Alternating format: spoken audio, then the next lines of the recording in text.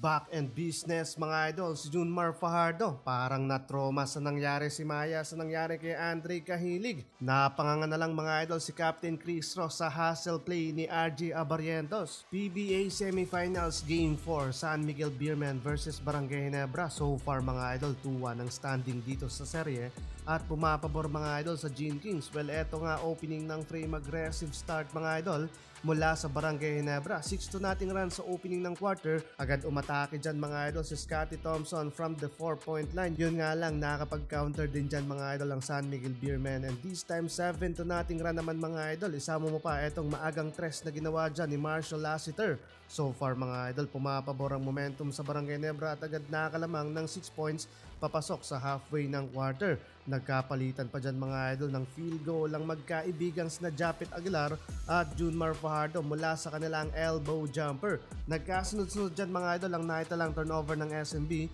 tapos namang nakapitalize ng Gene Kings to take the lead sa laban. Halfway ng quarter and after timeout ng SMB kung saan 6 points ang advantage ng Ginebra, agad nagpakawala dyan mga idol ng tres si Wami Chongson, pamatay sa momentum ng Ginebra. Kaya naibaba nila mga idol sa 2 points ang advantage ng Gene Kings dito sa first quarter, 24-26. Second quarter tayo mga idol, Jericho Cruz off the bench, agad nakapukol ng first bucket dito sa first quarter to tie the score 26-26. Hindi lang yan mga idol, on fire din si Cruz.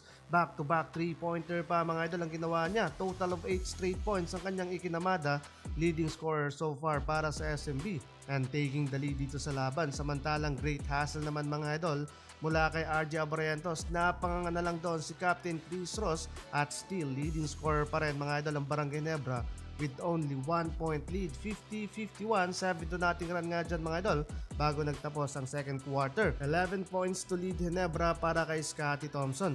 Heading into second half tayo mga idol, starting to build up ng momentum dyan mga idol ang SMB. So far nagmumula ang kanilang opensa kana JMF, Perez at Cruz na parehong may tig-double digit scoring na sa laban. Pumutok naman dyan mga idol sa outside shooting si Wami Chongson. Big run mga idol para sa SMB.